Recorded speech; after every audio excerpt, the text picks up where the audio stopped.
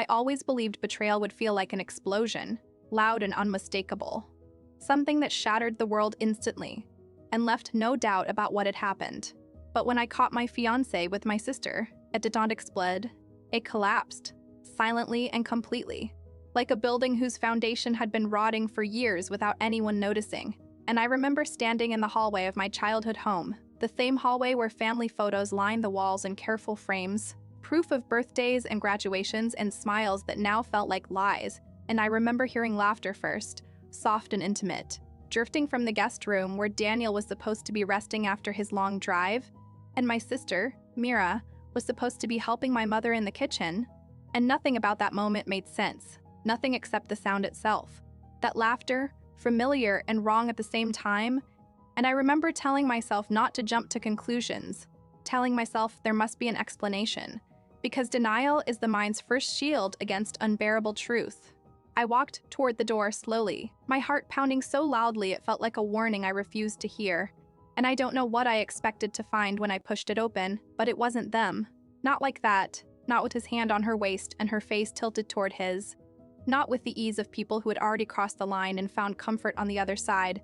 And for a moment, none of us moved, none of us spoke, and the silence that followed was heavier than any scream.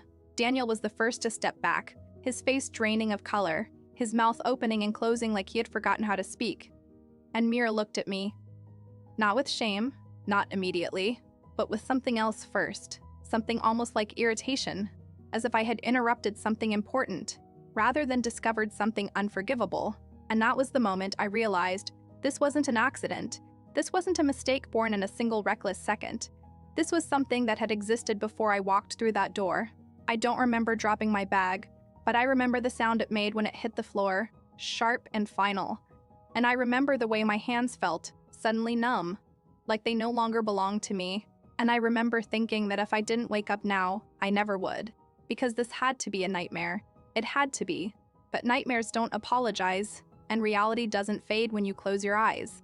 He said my name first, softly, carefully, like it was fragile, like saying it gently could undo what I had seen. And Mira said nothing at all. She just stood there watching me, waiting, and I realized she was waiting for my reaction, waiting to see how much damage she had done. I wanted to scream, wanted to cry, wanted to demand answers, but what came out instead was a single question, quiet and broken: how long? And neither of them answered right away, which was answer enough. Time stretched between us, unbearable and endless, and finally Mira spoke, her voice calm in a way that made everything worse, and she said words I will never forget. Words that rewrote every memory I had trusted. Words that reduced my pain to something small and inconvenient. She said, I was feeling lonely. Lonely. As if loneliness were permission, as if loneliness were an excuse that erased loyalty, erased love, erased the fact that he was my fiancé and she was my sister, erased the years we had spent building trust that now lay in ruins at our feet. I stared at her, searching her face for the sister I thought I knew. The girl who had held my hand when I was afraid of thunderstorms. The girl who had promised we would always protect each other, but she was gone, replaced by someone I didn't recognize. Someone capable of standing in front of me without breaking. Daniel tried to explain then, his voice desperate, saying it didn't mean anything, saying it was a mistake, saying he loved me, but his words felt empty, meaningless. Because love does not betray you in your childhood home, love does not reach for someone else when you are in the next room. I realized then that betrayal is not just about what happens in a single moment. It is about every moment that led to it. Every secret conversation, every hidden glance, every lie told with a straight face. And I wondered how many times they had stood beside me pretending nothing was wrong. How many times they had smiled at me while carrying the secret between them. I thought about the wedding we had planned, the dress hanging in my closet, the future I had imagined so clearly it felt real, and I felt it slipping away, dissolving into something unrecognizable. And I understood with painful clarity that the life I had been building no longer existed, because it had been built on trust, and trust, once broken, does not return to what it was before. Neither of them tried to stop me when I turned and walked away, and that hurt almost as much as the betrayal itself, because it meant they knew there was nothing they could say that would fix this, nothing they could offer that would restore what they had taken. Outside, the air felt colder than it had before, sharper, like the world itself had changed. and I stood there for a long time, trying to understand how everything could fall apart so quickly, trying to understand how the two people I trusted most had become strangers in a single moment. And I realized then that loneliness had nothing to do with what they had done. Loneliness was not an excuse. It was a choice. And they had chosen each other over me. And now I would have to choose myself, even if it meant leaving behind everything I thought I knew. I didn't go back inside that night. Not right away, because the house no longer felt like home. It felt like a stage where I had been the only person who didn't know the script. And I stood on the front steps staring into the darkness, trying to slow my breathing, trying to convince myself that I was still real, that I hadn't disappeared completely. And behind me, through the walls, I could feel their presence. Two people who had once been my entire world, now reduced to shadows I could no longer face. My phone buzzed in my hand, and for a moment, I thought it might be him, but it wasn't. It was Mira, and the sight of her name on my screen made something twist painfully inside my chest. And I almost ignored it, almost threw the phone into the yard and let it shatter. But instead I opened the message, because part of me still needed to understand how she could do this, how she could stand there and call it loneliness like it was something small, something forgivable. Her message was short, painfully casual, as if she were reaching out after an ordinary argument instead of the destruction of everything we had ever shared. And she wrote, "Please let me explain," and those words made me laugh. A quiet, hollow sound I didn't recognize as my own, because explanation implies confusion, implies misunderstanding, and there had been nothing unclear about what I saw. I didn't reply. I couldn't, because I knew that whatever explanation she offered would not give me peace. It would only give me more pain.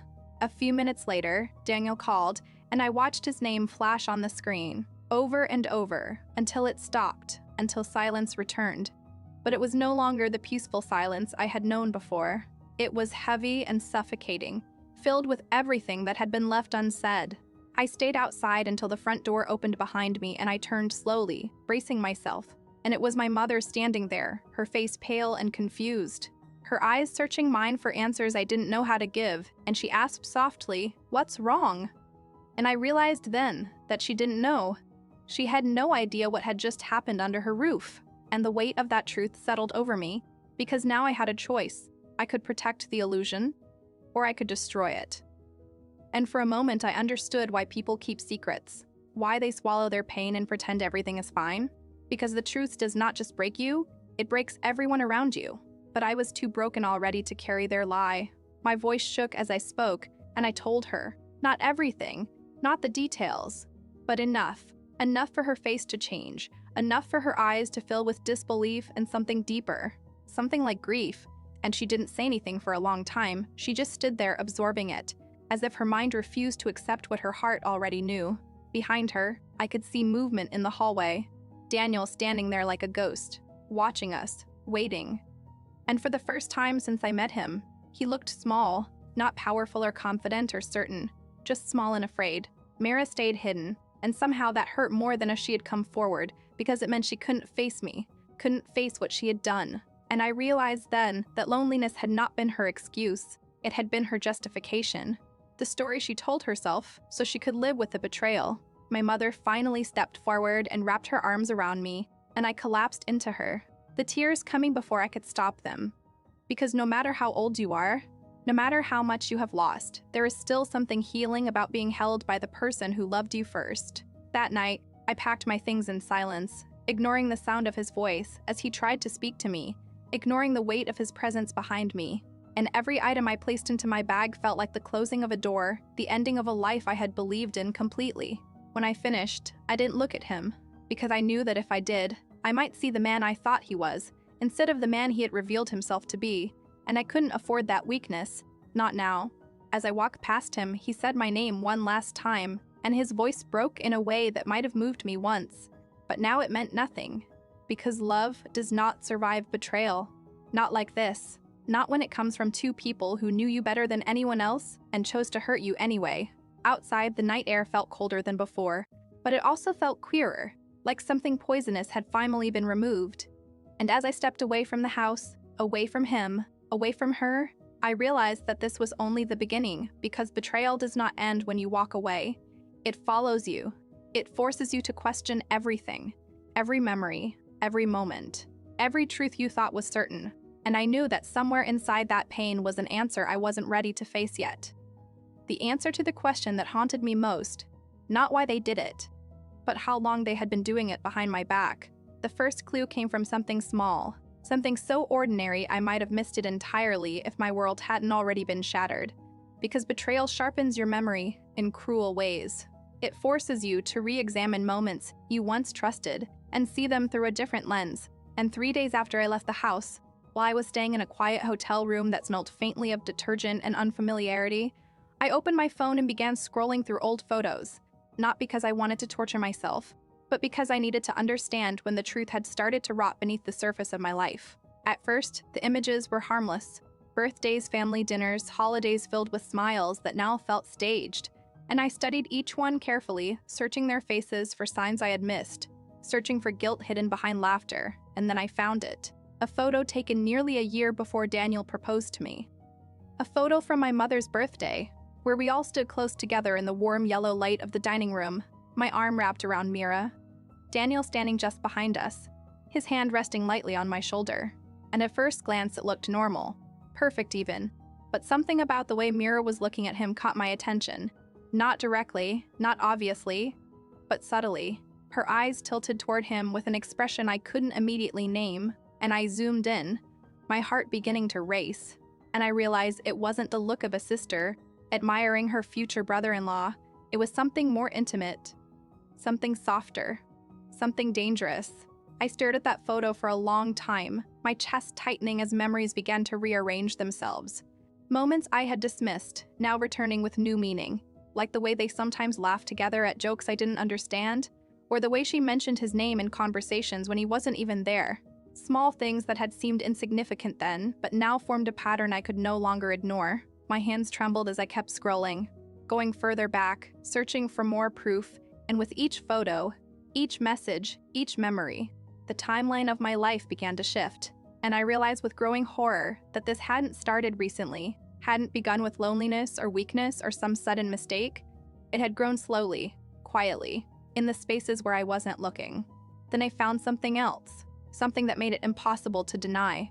A screenshot I had taken months ago and forgotten about. A screenshot of a message Daniel had sent me while he was supposedly working late. A message that read, "I miss you." Simple and affectionate. Except now I noticed the timestamp. Noticed that it was sent at the exact same moment Mira had posted a photo from a cafe across town. A cafe I knew he used to visit. And the coincidence was too precise, too cruel. And I felt the truth settle heavily inside me. That he hadn't been working late that night. He had been with her. And he had texted me not out of love, but out of habit, out of obligation, maintaining the illusion while living another reality. I dropped the phone onto the bed and covered my mouth, trying to contain the sound that rose inside me, because this was worse than the betrayal itself, worse than catching them together. This was the realization that they had built something behind my back long before I ever suspected, that they had stood beside me at family dinners, at celebrations, at moments that mattered most, all while carrying a secret that made me a stranger in my own life. I remembered the night he proposed, how nervous he had seemed, how his hands had shaken slightly as he flipped the ring onto my finger, and I had believed his nerves were from love, from the weight of the moment, but now I wondered if they had come from guilt, from the knowledge that he was promising himself to me while already betraying me with someone else, and the memory twisted painfully inside my chest. My phone buzzed suddenly, pulling me back into the present, and I looked down to see Mira's name again.